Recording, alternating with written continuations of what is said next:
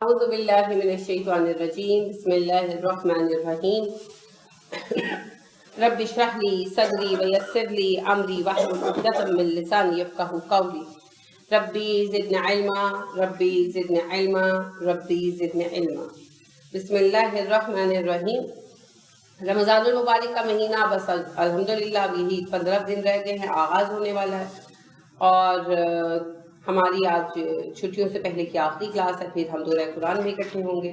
تو آج ہم بات کریں گے رمضان اور اس کے احکامات کے اوپر اور تفصیل سے ہر ایک چیز کا جائزہ لیں گے انشاءاللہ۔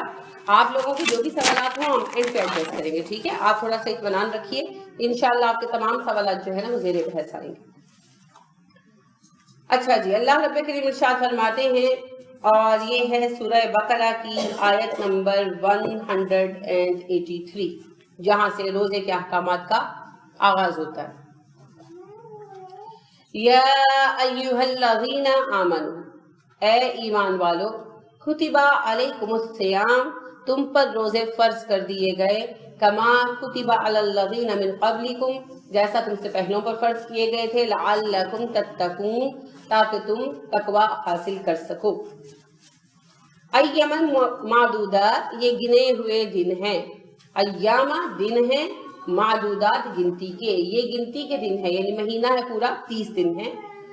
فمن کان منکم مریضا او علی سفر، تو تم میں سے اگر کوئی اس مہینے میں بیمار ہو یا سفر پر ہو، فعدۃ من ایام اخر، تو بعد کے دنوں میں ان گنے ہوئے دنوں کی گنتی کو پورا کر لے، ٹھیک ہے؟ جو بعد میں جس کے کچھ روزے چھوٹ جائیں وہ روزے بعد میں پورے کر لیں۔ وَعَلَى الَّذِينَ، اور ان لوگوں کے لیے یُطِیقُونَهُ، جو طاقت نہ رکھتے ہوں، فدیۃ، فدیہ ہے، طعام مسکین، ایک مسکین کو کھانا کھلانا۔ جو کبھی روزہ رکھنے کی طاقت نہ رکھتے ہوں، ایسے بوڑھے، ایسے بیمار جو مستقل بیمار اور کبھی روزہ رکھنے کی ان کو امید نہ ہو کہ شفا یاب ہو سکتے ہیں، اور اتنے ضعیف ہوں کہ ان کو امید نہ ہو کہ کبھی روزے کی طاقت پائیں گے، تو وہ پھر ایک بندے کو، ایک مسکین کو کھانا کھلائیں، تو یہ پھر ان کے لیے روزے کا فدیہ ہے۔ یہ روزے کا فدیہ صرف ان کے لیے ہے جو دائم المرض ہیں، ٹھیک ہے نا؟ باقیوں کے لیے کیا کہا گیا؟ جو ضرورتاً چھوڑیں وہ پھر بعد میں پورا کریں۔ فمن، تو جو کوئی تطوع، خوشی سے کرے، خیرن، کوئی نیکی، فہوا، تو اس کے لیے ہے خیر اللہ، بہتر انجام اس نیکی کی نسبت۔ جو اس سے بہتر نیکی کرے اس کے لیے اس سے بڑھ کر اجر ہے، یعنی جنہوں نے فدیہ دینا ہے، فرض ان پر ہے ایک وقت کا کھانا کھلانا مسکین کو، لیکن اگر وہ فدیے میں اس سے زیادہ خرچ کرتے ہیں اپنی خوشی سے، تو پھر اللہ ان کے صدقات کا اجر ان کو اور بڑھا کر دے گا۔ وَأَن تَصُومُوا، اور یہ بات کہ تم روزہ رکھو، خیر لکم، تمہارے لیے زیادہ اچھی ہے، ان کنتم تعلمون، اگر تم جان لو، تمہارے لیے اچھا پھر یہی ہے کہ تم روزہ رکھو، یعنی جو حد الامکان روزہ رکھ سکے جب تک وہ رکھے۔ جیسے بعض اوقات ہوتا ہے نا کہ ہم یہ سوچ لیتے ہیں کہ ہم نہیں رکھ سکتے، جیسے کسی کو شوگر ہے یا بی پی اس کا ہائی ہوتا ہے، لیکن ویسے وہ رکھ سکتے ہیں، مینیج کر سکتے ہیں۔ تو اللہ فرماتے ہیں اگر تمہارے اندر استطاعت ہے تھوڑی بہت بھی، تو اچھی بات یہ ہے کہ تم روزہ رکھو، اور اگر واقعی تمہیں یقین ہے کہ نہیں رکھ سکتے اور بیماری ایسی اور ڈاکٹر بھی نہیں کہہ رہے، تو پھر تم لوگ فدیہ دے سکتے ہو۔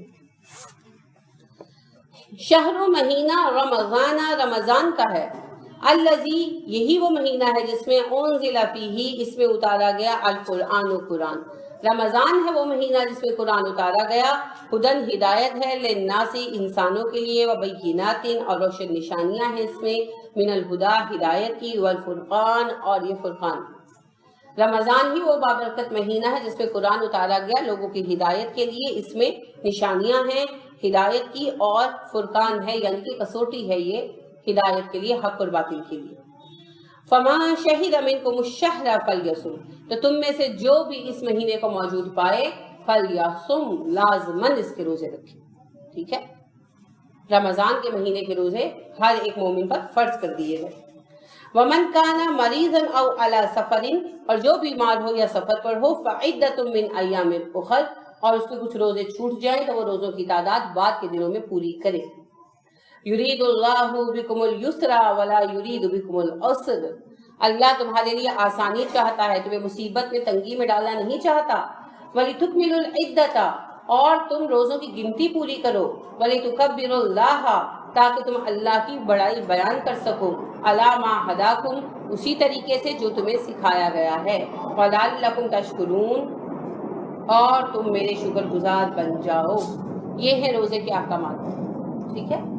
یہ آیت نمبر 183 سے 185 تک کنیکٹڈ آیات ہیں۔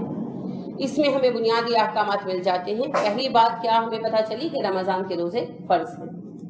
رسول اکرم صلی اللہ علیہ وسلم کے پاس ایک دیہاتی آئے، کہنے لگے اللہ کے رسول صلی اللہ علیہ وسلم، اللہ نے ایک بندے پر مسلمان ہونے میں کیا فرض کیا ہے؟ آپ صلی اللہ علیہ وسلم نے فرمایا نماز 5 وقت کی، اگر تم کچھ زیادہ پڑھنا چاہو تو تمہاری مرضی۔ انہوں نے کہا اللہ کے رسول صلی اللہ علیہ وسلم، اس کے علاوہ؟ آپ صلی اللہ علیہ وسلم نے فرمایا رمضان کے روزے اگر آپ زیادہ رکھنا چاہیں تو آپ کی مرضی۔ اسی طرح زکوٰۃ اور سارا بتایا۔ تو وہ صاحب کہنے لگے، ایمان لے آئے اور جاتے ہوئے کہنے لگے کہ نہ میں فرائض سے زیادہ کروں گا، نہ میں اپنے فرائض میں کمی کروں گا، اور یہی جملہ دہراتے دہراتے نظروں سے اوجھل ہو گئے۔ تو آپ صلی اللہ علیہ وسلم نے کہا اگر ان صاحب نے اپنی بات کو سچ کر دکھایا تو یہ جنتی ہیں۔ اسی طرح ایک اور صاحب آئے، وہ بھی دیہات سے آئے تھے، کہنے لگے اللہ کے رسول صلی اللہ علیہ وسلم اگر میں نماز ادا کروں 5 وقت اور رمضان کے روزے رکھوں اور زکوٰۃ دوں اور استطاعت ہو تو حج کروں اور اللہ کے ساتھ کسی کو شریک نہ ٹھہراؤں تو مجھے جنت میں کیا مقام ملے گا؟ آپ صلی اللہ علیہ وسلم نے فرمایا آپ صدیقین اور شہداء کے ساتھ ہوں۔ ٹھیک ہے، تو دیکھیے یہ فرائض کی بدولت ہے نا، فرائض کی بدولت ہے۔ اسی طرح ایک صاحب جو ہیں دو لوگ آئے قبیلے کو، اکٹھے مسلمان ہوئے، تو جہاد میں شریک ہوئے، ایک صاحب شہید ہو گئے اور دوسرے ان کے بعد 1 سال مزید زندہ رہے اور 1 سال زندہ رہ کر طبعی موت پائی۔ تو ابو طلحہ ایک صحابی ہیں، انہوں نے خواب میں دیکھا کہ جنت کے دروازے پر کھڑا ہوں تو لوگوں کو جنت پہ بلایا جا رہا ہے، پکارا جا رہا ہے۔ تو پہلے وہ صاحب گئے، پکارے گئے، جنت پہ بھیجے گئے جو بعد میں طبعی موت مرے تھے، اور شہید کی باری بعد میں آئی، وہ جو 2 صاحب تھے۔ تو انہیں بڑی حیرت ہوئی، انہوں نے صبح یہ خواب رسول اکرم صلی اللہ علیہ وسلم کے سامنے بیان کیا۔ تو آپ نے کہا آپ لوگوں کو حیرت کس بات پر ہے؟ وہ جو ایک صاحب 1 سال زندہ رہے، کیا انہوں نے سال بھر کی نمازیں زیادہ نہیں پڑھی؟ کیا انہوں نے 1 سال کے روزے رمضان سے زیادہ نہیں رکھے؟ انہوں نے کہا بالکل رکھے۔ تو آپ صلی اللہ علیہ وسلم نے فرمایا پھر 1 سال پہلے مرنے والے اور 1 سال بعد مرنے والے کے مرتبے میں اتنا فرق ہے جتنا زمین و آسمان میں فرق۔ 1 سال کی نمازیں اور 1 سال کے روزے اتنا فرق پیدا کر دیتے۔ اور آپ صلی اللہ علیہ وسلم نے ارشاد فرمایا جس نے احتساب کی نیت سے رمضان کے روزے رکھے اللہ اس کے پچھلے گناہ معاف کر دیتے ہیں، اور جس نے احتساب اور ثواب کی نیت سے رمضان کی راتوں میں قیام کیا اللہ اس کے تمام گناہ معاف کر دیتے ہیں۔ تو آپ دیکھیے یہ ہے رمضان کی فضیلت۔ رمضان کی فضیلت میں بہت ساری احادیث ہیں، تو فضیلت تو آپ سب کو پتہ ہے، میں فضیلت سے زیادہ حدیث بیان نہیں کروں گی کیونکہ میرا موضوع جو ہے آج ہے روزے کے مسائل۔ فضیلت تو پہلے بھی 2-3 دفعہ بات ہوئی ہے نا۔ رسول اکرم صلی اللہ علیہ وسلم کی ایک حدیث میں خاص طور پر عرض کروں گی۔ ابو امامہ باہری نے کہا کہ اللہ کے رسول صلی اللہ علیہ وسلم مجھے کچھ وصیت کیجیے، کچھ نصیحت فرمائیے۔ آپ نے فرمایا ابو امامہ روزہ رکھا کریں۔ انہوں نے پھر کہا اللہ کے رسول صلی اللہ علیہ وسلم مزید کچھ کہیے۔ آپ صلی اللہ علیہ وسلم نے کہا ابو امامہ روزہ رکھا کریں۔ انہوں نے تیسری مرتبہ بھی یہی سوال کیا، آپ نے وہی جواب دیا۔ انہوں نے چوتھی مرتبہ پھر کہا مجھے کچھ اور بھی بتائیے۔ آپ صلی اللہ علیہ وسلم نے فرمایا ابو امامہ روزہ رکھا کرو، روزے جیسا کوئی عمل نہیں۔ تو آپ دیکھیں یہ نفل روزے کی حالت ہے تو فرض تو پھر فرض ہے، کیونکہ جو عبادات اللہ کو سب سے زیادہ مرغوب ہیں وہ اللہ رب العالمین نے فرض کرتے ہیں۔ ٹھیک، تو لہٰذا روزے کی حفاظت ضروری ہے۔ روزے کو اجر و ثواب کی نیت سے رکھا جائے تو پھر اس کا بہت زیادہ اجر ہوتا ہے۔ اب ہم آتے ہیں رمضان کے روزوں کی طرف۔ ٹھیک ہے، رمضان ماشاءاللہ بالکل قریب ہے۔ رمضان کے روزے میں 2 بہت اہم اوقات ہیں، ایک سحری اور ایک افطار۔ ہم ان دونوں میں سخت بے احتیاطی برتتے ہیں۔ پہلی بات تو یہ ہے کہ سحری کو ضائع نہیں کرنا، سحری میں اٹھنا۔ ٹھیک ہے، سحری کو کیا کہا گیا ہے؟ لیکچر سنا ہوگا آپ لوگوں نے، کیا نام ہے بتائیں؟ عربی میں بتائیں۔ غداء المبارک، 2 تو لفظ ہیں، الغداء المبارک، غدا کھانے کو کہتے ہیں، جیسے اب غذا کہتے ہیں نا دال کے ساتھ غدا، اور مبارک بابرکت، الغداء المبارک۔ ایک صحابی کہتے ہیں میں آیا رسول اکرم صلی اللہ علیہ وسلم سحری کر رہے تھے، رمضان کا مہینہ تھا، آپ نے مجھے کہا حلموا الی غداء المبارک، آؤ بابرکت کھانے میں شریک ہو۔ ٹھیک ہے، آپ صلی اللہ علیہ وسلم نے ارشاد فرمایا لوگوں سحری ضرور کیا کرو، چاہے تمہیں 1 گھونٹ پانی میسر کیوں نہ آئے، کیونکہ جو سحری کرتا ہے اللہ اس پر رحمت بھیجتے ہیں، فرشتے اس کے لیے دعائے مغفرت کرتے ہیں۔ اور ہم کتنی آسانی سے کر لیتے ہیں نا، خصوصاً نوجوان بچے اور ہمارے گھروں میں مرد حضرات، کہ وہ کہتے ہیں اچھا سحری میں نہ اٹھانا، میں نے لیٹ کھایا، مجھے بھوک نہیں ہے. بھوک نہیں ہے نا، آپ 2 گھونٹ دودھ کے لے لیں، ذرا سا دہی لے لیں، پانی ہی پی لیں، لیکن اٹھیں ضرور، کیونکہ سحری میں برکت ہے. رسول اکرم صلی اللہ علیہ وسلم کا لوگوں سحری ترک مت کرنا، سحری میں برکت ہے. ٹھیک ہے، تو سحری کے لیے ضرور اٹھنا ہے. سحری میں سادہ کھانا کھائیں. اچھا، رسول اکرم صلی اللہ علیہ وسلم سحری میں بھی کھجور کھایا کرتے تھے، اور آپ صلی اللہ علیہ وسلم کا سحری میں جو سب سے اچھا کھانا کھایا گیا وہ کھجور ہے. تو آپ روٹی کھائیں، سب کچھ کھائیں، آپ 1 یا 2 یا 3 کھجوریں بھی کھا لیں، سنت پوری ہو جائے گی، ہے نا. اور پھر کھجور پتہ کیا ہے، سورس آف انرجی ہے، تو وہ سارا دن آپ کو مناسب انداز میں قوت دیتی رہتی ہے. خاص طور پر جن لوگوں کو ضعف کا مسئلہ ہے نا، وہ ضرور کھائیں. جن کو کمزوری کا مسئلہ ہے نا، کئی لوگ ہوتے ہیں نا بیماری سے اٹھے ہیں تو کمزور ہو گئے ہیں، اس طرح کے مسائل، تو 7 کھجوریں آپ رات کو بھگو دیں اور صبح سحری میں وہ پانی پی لیں. پانی میں بھگو دیں 7 کھجوریں گٹھلی نکال کر 2 پیس کر کے، اسے نبیذ تمر کہتے ہیں، کھجور کا پانی. صبح آپ اٹھیں جب سحری کے وقت تو وہ پانی نوش فرما لیں، نہار پیٹ. اس کے بعد آپ جو کھانا کھاتے پیتے رہیں. یہ آپ کو بہت شدید انرجی پرووائڈ کرتا ہے. ٹھیک ہے، اور اس میں ایک اور یہ ہوتا ہے کہ بھگو دیتے ہیں نا تو کھجوروں کا گرم پن بھی ختم ہو جاتا ہے، کیونکہ ہمارا ایریا گرم ہے نا، تو پھر ہم لوگوں کو تھوڑی سی دقت ہوتی ہے. تو اللہ کے رسول صلی اللہ علیہ وسلم کا بھی گرم تھا، اور اس طریقے سے استعمال کرنے سے جو شوگر والے ہیں ان کو بھی دقت نہیں ہوتی. ٹھیک ہے، تو آپ اس کو استعمال کر کے دیکھیے. خاص طور پر وہ خواتین جو بچوں کو دودھ وغیرہ پلاتی ہیں، ہے نا، تو ان کو ہوتا ہے نا کہ بھئی دل گھبرانا شروع ہو جاتا ہے، وہ ویکنس کی وجہ سے ہوتا ہے فیڈ کرانے سے. تو وہ ذرا اس کا تجربہ کر کے دیکھیں، ان کو جو ہے نا انشاءاللہ اس سے فائدہ ہوگا، ان کو دقت نہیں ہوگی. اسی طرح بعض لوگوں کو بیماری کی وجہ سے، کوئی بیماری سے اٹھے ہو تو ویکنس ہوئی ہوتی ہے، تو وہ پھر پریشان ہوتے ہیں کہ روزے کیسے رکھیں. تو آپ یہ استعمال کریں. اور ویسے جن کو ہماری طرح ماشاءاللہ ہٹے کٹے اللہ ایسے ہی رکھے، تو وہ پھر جو ہے 1-2 کھجوریں سنت کے طور پر کھا لیں. ٹھیک ہے، یہ تو خاص انرجی ڈرنک ہے نا، آپ بھی استعمال کریں، میں منع نہیں کر رہی، لیکن میں ویسے بات یہ عرض کر رہی ہوں کہ بے شک پھر وہ نبیذ تمر نہ بنائیں، تو وہ جو ہے کھجور 2-3 کھا لیں، تو یہ سنت بھی پوری ہو جائے گی اور یہ آپ کا انرجی انٹیک بھی پورا کرے گا. جو لوگ کہتے ہیں نا ہمیں بھوک نہیں ہے، ہم نے رات کو کھایا تھا، پہلی بات ہے رات کو اتنا کھائے نا کہ سحری کر سکے، اور اگر واقعی اتنا کھا لیا، کہیں گئے ہوئے تھے یا کسی کو بلایا ہوا تھا، یہ چیز ہی پسند کی بنی ہوئی تھی، تو 2-3 سرونگز دے دی، اب نہیں ہے بھوک تو 1-2 کھجوریں کھا کر دودھ کا کپ یا پانی پی لو. سحری ضرور کرے، سحری نہیں چھوڑنی. ہم کتنے مواقع ڈھونڈتے ہیں کہ بھئی کوئی موقع ہو کہ ہماری دعا قبول ہو جائے. تو اب دیکھیں جس وقت آپ کے لیے فرشتے دعائیں مانگ رہے ہیں، وہ کیا دعا مانگتے ہیں؟ اللہ جس کی حاجتیں پوری کر دے، اللہ جس کو بخش دے، اللہ جس کو جنت دے دے، اللہ جسے معاف کر دے. تو انہی چیزوں کے لیے ساری بڑھ ڈھونڈتے رہتے ہیں، تڑپتے رہتے ہیں. تو جب وہ موقع اللہ پلیٹ میں رکھ کے دے دیتے ہیں، تب ہم کہتے ہیں نہیں مجھے مت اٹھانا. بے وقوفی ہے، پتہ نہیں ہوتا. ٹھیک ہے، تو یہ باتیں آپ نے گھر میں جا کر بتانی ہے، یا اگر ہو سکے تو میرے یعنی اس سے بیان سے سنوانی ہے. فائدہ کیا ہوگا؟ مرد حضرات کو پتہ چلے گا، ان بیچاروں کو بتاتا کوئی نہیں. مرد حضرات پہ میں زور اس لیے دے رہی ہوں کہ 99% مرد ہی ضد کرتے ہیں کہ نہیں ہمیں مت اٹھانا، ہمیں بھوک نہیں ہے، ہمیں مت اٹھانا، ہے نا. تو میں بھی آپ کے ساتھ پوری بات عرض کرتی ہوں، اور بعد میں سو جائیں. دوسری بات، جب آپ نے سحری کرنی ہے تو بہت پہلے مت اٹھائیں. یہ بھی ایک مسئلہ، سحری میں اٹھنے کا ایک مسئلہ یہ ہوتا ہے کہ ہمارے گھروں میں سحری بہت جلدی کی جاتی ہے. عموماً گھروں میں لوگ گھنٹہ آدھا گھنٹہ پہلے فجر سے سحری سے فارغ ہو جاتے ہیں. یہ غیر ضروری ہے اور سنت کے خلاف بھی ہے. رسول اکرم صلی اللہ علیہ وسلم نے ارشاد فرمایا، انبیاء کی 3 چیزیں انبیاء کے طریقے میں سے، 3 باتیں انبیاء کے طریقے میں سے: نماز میں دایاں ہاتھ بائیں ہاتھ کے اوپر رکھنا، افطاری میں جلدی کرنا، اور سحری میں ڈیلے فرمانا. ٹھیک ہے، تو سحری میں ڈیلے کرنے سے مراد یہ ہے کہ آپ فجر سے 5-10 منٹ پہلے فارغ ہوں. یعنی جیسے آج کل اب آپ دیکھیں گے انشاءاللہ کہ تقریباً 4:15 سحری بند ہوگی تقریباً، تو 4:15 تو آپ 4 بجے فارغ ہو جائیں. بس یہ بہت زیادہ ہے. ٹھیک ہے، کیونکہ رسول اکرم صلی اللہ علیہ وسلم کے صحابی سہل بن سعد سے پوچھا گیا، تابعین نے پوچھا ان کے اسٹوڈنٹس نے، کہ رسول اکرم صلی اللہ علیہ وسلم کے ساتھ کبھی سحری میں شریک ہوئے؟ انہوں نے کہا ہاں بالکل. تو انہوں نے کہا آپ کتنا وقفہ رکھتے تھے سحری کے خاتمے اور نماز کے کھڑے ہونے میں؟ تو انہوں نے کہا جتنی دیر میں 50 آیتیں تلاوت ہو جائے. تو یہ کتنا ٹائم ہے؟ 10 منٹ. تو 10-15 منٹ مور دین انف کہ اس دوران آپ ریلیکس کر لیں، کوئی دوائی کھانی ہے کھا لیں، اور باتھ روم وغیرہ سے ہو لیں. اور عبداللہ بن مسعود رضی اللہ عنہ کہتے ہیں کہ میں اپنے گھر پر سحری کرتا اور پھر جلدی گھر سے نکل آتا کہ نماز رسول اکرم صلی اللہ علیہ وسلم کے پاس پا لوں.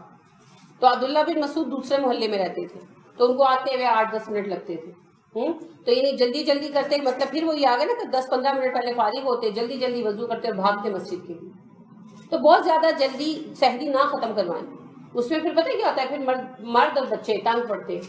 اول تو وہ سحری کے لیے نہیں اٹھتے، سحری کے لیے اٹھ جائیں تو پھر فجر کے لیے نہیں اٹھتے، دوبارہ سو جاتے. اسی لیے یہ اہتمام رکھا گیا. اللہ نے رمضان میں 2 فائدے ہمیں دیے، آسانیاں. ایک تہجد قیام اللیل کو کر دیا، اور دوسرا سحری کو ڈیلے فرمایا تاکہ ہم لوگوں کو فجر میں مسئلہ نہ ہو. تو آپ اگر 10 منٹ پہلے فارغ ہوتے ہیں تو منہ دھوتے، دانت وغیرہ صاف کرتے، وضو کرتے اتنا ٹائم ہو جاتا ہے کہ فجر کا وقت ہو جاتا ہے. مرد حضرات ظاہر اور مسجد تک جانا ہوتا ہے، خواتین گھروں میں پڑتی ہیں تو برتن اٹھاتے ان کا ٹائم پورا ہو جاتا ہے. ٹھیک ہے، تو بس اتنا ہی آپ نے ٹائم رکھنا اور اس سے پریشان نہیں ہونا. اب یہ بات کہ کیا اذان کے ساتھ سحری ہو سکتی ہے؟ دیکھیں جی، بات یہ ہے کہ اگر کوئی کھاتا ہوا لیٹ ہو گیا تو آپ صلی اللہ علیہ وسلم نے فرمایا اگر کسی نے کھانے کے لیے نوالا اٹھایا اور اذان ہو گئی تو وہ نوالا واپس مت رکھے، وہ کھا لو. اور ایک اور حدیث میں آپ نے کہا کہ اگر کسی نے برتن اٹھایا کھانے یا پینے کے لیے اور اذان ہو گئی تو وہ برتن واپس نہ رکھے، اپنی حاجت پوری کر لے. تو یہ اس صورت میں ہے کہ ڈیلے ہو گیا، یعنی کہ آنکھ لیٹ کھلی، اب آپ بیٹھے ہیں تو اذان ہو گئی تو آپ اپنی ضرورت کے مطابق کھا لیں. اب ضرورت پہ پھر ضرورت ہی رکھے نا، پھر یہ نہیں کہ میں نے اب روٹی بھی ضرور کھانی ہے. اب جیسے اذان ہوگی، فرض کریں کہ آپ کی آنکھ دیر سے کھلی یا آپ کسی ایسے کام میں لگ گئے کہ آپ جب آئے اور آپ کھانے کے لیے بیٹھے تو اذانیں شروع ہو گئی، تو پھر آپ کیا کریں؟ کوئی پھل کھا لیں، اوپر سے دودھ کا کپ پی لیں، کچھ اس طرح کی جو جلدی سے کھانے والی چیزوں کھا لیں. ٹھیک ہے نا، یہ مت کریں کہ اب نہیں انڈا پراٹھا بھی میرے اس سے کپڑا رہ جائے گا، سوکھ جائے گا، وہ آپ کے روزے سے قیمتی نہیں. ٹھیک ہے، حتی الامکان پھر آپ جلدی فارغ ہو جائیں. ٹھیک ہو گیا. لیکن بہرحال اس ایسی صورت میں اجازت ہے، مگر اسے روٹین نہیں بتایا جا سکتا. جیسے لوگ لیٹے رہتے ہیں اور اذان سے 5 منٹ پہلے بیٹھ جاتے ہیں، پھر اذان ہوتی شروع ہو جاتی ہے اور دوسرے کہتے ہیں تو کہتے ہیں کوئی گل نہیں، اجازت ہے. نہیں، اجازت نہیں ہے، رعایت ہے.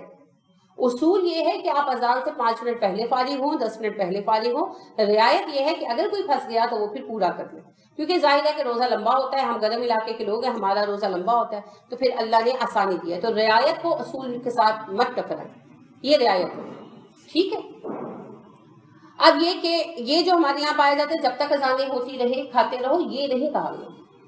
ٹھیک ہے، یہ سب فیک باتیں اور اس سے پھر روزہ خراب ہو جاتا ہے. کیونکہ بعض لوگ دیر سے اذان دیتے ہیں مساجد والے، بعض اوقات پھر بعض لوگوں کا ٹائم تھوڑا ہم سے الگ ہو جاتا ہے. ہم ایسی جگہوں پہ رہتے ہیں، بعض لوگ ایسی جگہوں پہ رہتے ہیں کہ 2 شہروں کی حدود ملتی ہیں یا کچھ، تو وہ پھر دوسری اذانوں کا وقت الگ ہو جاتا ہے. تو یہ کام نہیں کرنا. آپ نے سحر کے اختتام کا وقت دیکھنا ہے اور اس کے ساتھ چلنا. ہاں مجبوری ہو جائے تو آپ کو رعایت ہے، تو رعایت کو بطور رعایت استعمال کرنا. ٹھیک ہے. اب اس کے بعد سحری کے بعد آ گئی افطاری. تو افطاری جلدی کرنی چاہیے. جلدی سے مراد جیسے ہی سورج ڈوبے. آپ اپنے موبائلوں پہ بھی چیک کر سکتے ہیں، کیلنڈرز کے اوپر ٹائم دیا ہوا ہوتا ہے غروب آفتاب کا وقت. تو غروب آفتاب کے ساتھ ہی افطاری کر لینی ہے. آرام سے مراد ہرگز میری یہ نہیں ہے کہ یہ جلدی سے مراد ہرگز یہ نہیں ہے کہ 2-3 منٹ پہلے، ہے نا. آپ نے یہ دیکھا ہوگا، کبھی نہ کبھی اتفاق ہوا ہوگا، مجھے بھی 1-2 دفعہ ہوا کہ بعض لوگوں نے غروب آفتاب سے 1-2 منٹ پہلے ہی روزہ کھول لیا، اور جب ان سے کہا گیا تو انہوں نے کہا جی حکم ہے جلدی کھول لو. نہیں، یہ حکم نہیں ہے نا، یہ حکم نہیں ہے. وہ آپ نے سارا دن روزہ رکھا، ہمارا 15-16 گھنٹے کا روزہ بنتا ہے، 15-16 گھنٹے روزہ رکھا اور 2 منٹ کے وقت سے آپ نے روزہ ضائع کر دیا. یہ اپنے اوپر ظلم ہے، اور حدیث کا یہ مفہوم نہیں ہے غروب آفتاب کے ساتھ ہی روزہ کھول لیں، یہ مفہوم ہے. اب ظاہری بات ہے، اگر آپ دیکھیں کہ 7:10 پر غروب آفتاب ہوتا ہے اور آپ لوگ آ کر بیٹھتے ہیں، تو بیٹھتے کھاتے خود بہت 11 منٹ ہو جاتے ہیں، 1 منٹ ادھر چلا جاتا ہے. تو یہ بس یہی اصول ہے کہ جیسے سورج غروب ہوا نا، جلدی سے مراد یہ ہے کہ سورج غروب ہوتا ہے نا جس وقت، تو ابھی سرخی موجود ہوتی ہے. ٹھیک ہے، اور ستارے نظر نہیں آ رہے ہوتے. پھر 15-20 منٹ میں جا کر وہ سرخی ختم ہوتی ہے اور سیاہی پھیلتی ہے، اور پھر سیاہی اتنی گہری ہو جاتی ہے کہ ستارے نظر آنے لگتے ہیں، جسے ہم کہتے ہیں ستارے طلوع ہوئے. ستارے تو وہیں پر ہوتے ہیں، وہ روشنی کی وجہ سے دکھائی نہیں دے رہے ہوتے، وہ نظر آنے لگتے ہیں. تو یہود انتظار کیا کرتے تھے، جب ستارے نظر آنے لگتے تھے تب روزہ کھولتے تھے. آج بھی یہی طریقہ ہے، ہمیں اس سے روک دیا گیا. رسول اکرم صلی اللہ علیہ وسلم نے کہا شفق کی سرخی کا کوئی اعتبار نہیں، جب سورج غروب ہو تم روزہ کھولو. تو جلدی سے مراد یہ ہے، یہ نہیں کہ غروب آفتاب سے 2 منٹ پہلے کھولو اور 15 گھنٹوں کی 16 گھنٹوں کی مشقت ضائع کر دو، یہ نہیں کرنا. ٹھیک ہے، غروب آفتاب سے 1 آدھ منٹ بعد کھولیں، یعنی جیسے آپ کا ٹائم 7:15 ہے تو آپ 16 پہ کھولیں بالکل، لیکن اس کو ڈیلے کر کے 20-25 پہ نہیں لے کر جانا، لیکن یہ بھی نہیں کرنا کہ ہم 13 منٹ پر ہی کھول لیں، یہ جلدی نہیں ہے، ٹھیک ہے، یہ بات واضح ہو گئی. تو باقی پھر افطار میں بالکل جلدی کریں، ڈیلے نہیں کرنا، جیسے ہمارے شیعہ بہن بھائی کرتے ہیں اس معاملے میں غلطی کرتے ہیں. رسول اکرم صلی اللہ علیہ وسلم نے ارشاد فرمایا جب تک میری امت سحری میں ڈیلے کرے گی اور افطار میں جلدی کرے گی خیر پر باقی رہے گی. تو ناصر الدین البانی علیہ رحمہ کہتے ہیں کہ چونکہ اب ہم لوگوں نے سحری میں جلدی شروع کر دی اور افطار میں ڈیلے کر دی، اس لیے ہماری ساری خیری ختم ہو گئی. اصل میں اس سے مراد کیا ہے، جب ہم اتنی بنیادی، روزہ بنیادی چیز ہے نا، ہم اس کے معاملے میں سنت پر عمل نہیں کرتے تو باقی معاملوں میں کہاں دین پر چلیں گے. ہم جب اتنے دن سے غافل ہیں کہ ہم اپنی فرض عبادات کے اصول نہیں جانتے، اس کے قواعد نہیں جانتے، تو ہم باقی کام کہاں سے کریں گے، باقیوں میں دین کہاں ڈھونڈیں گے. اس وجہ سے رسول اکرم صلی اللہ علیہ وسلم نے کہا. ٹھیک ہے، بات سمجھ آ رہی ہے، کلک کر رہی ہے. تو لہٰذا پھر سحری میں تھوڑا ڈیلے، فجر سے 10-15 منٹ پہلے فارغ ہو، زیادہ جلدی فارغ ہونے کی ضرورت نہیں ہے. اور دوسری طرف افطار میں جلدی، یعنی کہ جیسے ہی غروب آفتاب کا وقت ہو اس سے 1 آدھ منٹ بعد روزہ کھول لیں. ٹھیک ہے، اور روزہ بھی رسول اکرم صلی اللہ علیہ وسلم کی سنت ہے کھجور سے کھول لیں. کھجور سے کھول لیں، بعد میں آپ جو چاہے کھائیں، لیکن یہ ہے کہ تھوڑا ہاتھ روک کر کھائیں، نماز پڑھنے کے بعد پھر کھائیں. ٹھیک ہے. اچھا، اذان کا انتظار نہیں کرنا چاہیے. ہمارے لوگ خاص طور پر جو بزرگ خواتین اور حضرات ہیں وہ نہ روزہ کھولتے ہیں نہ کھولنے دیتے ہیں، اور وہ کہتے ہیں اذان ہوگی تو کھولیں گے. اذان کا روزے سے کوئی تعلق نہیں، نہ رکھنے سے نہ کھولنے سے. ٹھیک ہے، کیونکہ جو حضرات مؤذن ہیں انہوں نے بھی تو افطار سحری کرنی ہے نا، وہ بھی سحری سے فارغ ہو کر آ کر اذان دیں گے، اور انہوں نے بھی افطار فرمانا ہے، وہ افطاری کر کر ہی آ کر اذان دیں گے. کہ وہ آپ کی خاطر خود اذان دینے کھڑے ہو جائے اپنا روزہ ڈیلے کر لیں، ایسے تو نہیں انہوں نے کرنا. لہٰذا غروب آفتاب یعنی سورج ڈوبنے کے وقت میں، روزہ کھلنے کے وقت میں اور اذان میں 10-15 منٹ کا وقفہ پڑتا ہی پڑتا ہے. کیونکہ اگر وہ خالی 4 کھجوریں کھا کر پانی پی کر بھی اٹھ کر آ جائیں گے تو اتنا ٹائم تو لگے گا. لہٰذا آپ نے غروب آفتاب کا روزہ کھولنا ہے اذان کرنا. ٹھیک ہے، تو آپ کو غروب آفتاب پتہ ہونا چاہیے. ایک تو وہی بات ہے کیلنڈرز پر لکھا ہوتا ہے، نہیں لکھا ہوا تو کوئی مسئلہ نہیں، آپ روز کی روز اپنے موبائل پہ چیک کر لیں، روز کی روز چیک کر لیں، 1 سیکنڈ کا کام. لاہور میں سحر و افطار تو وہ انہوں نے باقاعدہ ٹائم دیا ہوتا ہے. اب لوگ کہتے ہیں جی وہ ان کا کیا اعتبار. اچھا یہ دیکھیے کہ آپ نماز گھڑیاں دیکھ کر پڑھتے ہیں، گھڑیاں دیکھ کر پڑھتے ہیں نا. آپ کے جو مؤذن حضرات ہیں وہ آپ اذان سن کے پڑھتے ہیں، اسی لیے آپ نفی میں سر ہلا لیں. چلے میں سوال کلیئر کر دیتی ہوں. آپ کے مؤذن حضرات جب اذان دیتے ہیں تو گھڑی کے اعتبار سے دیتے ہیں نا، کہ مسجد کی چھت پہ چڑھ کر سورج دیکھتے ہیں. آج تک کوئی ایسا مؤذن ملا تو گھڑی پہ اعتبار کرتے ہیں؟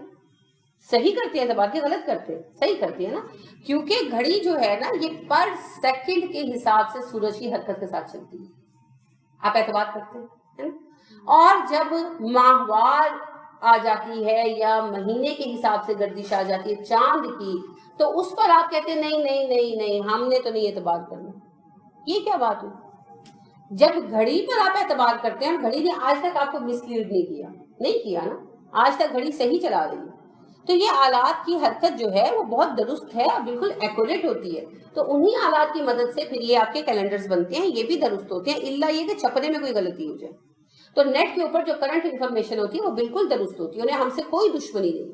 ہم خود اپنے دشمن کا، ہم کو کیا ضرورت ہے کہ وہ غلط انفارمیشن اپلوڈ کریں؟ انہوں نے کوئی خاص ہمارے لیے تھوڑی کی ہوتی ہے. اور ویسے بھی وہ ہر وقت بیٹھ کے نہیں کر رہے، کمپیوٹر میں ڈیٹا فیڈ ہے، کمپیوٹر آٹومیٹکلی وہ سب کچھ اپلوڈ کر رہا ہے، اور کمپیوٹر کو آپ سے کوئی مسئلہ نہیں. لہٰذا یہ جن کے بالکل ایکوریٹ آلات ہیں، بالکل ان پر ٹرسٹ کریں، کوئی پریشانی کی بات نہیں. ٹھیک ہے. تو سحر و افطار کا جو وقت، طلوع آفتاب اور غروب آفتاب کا جو وقت آپ کو نیٹ پر ملتا ہے وہ بالکل درست ہوتا ہے. اس کے مطابق آپ اپنے سحر و افطار کو درست رکھیں. ٹھیک ہو گیا، یہ ہو گیا ہمارا سحر و افطار. اب ہم آگے بڑھیں گے.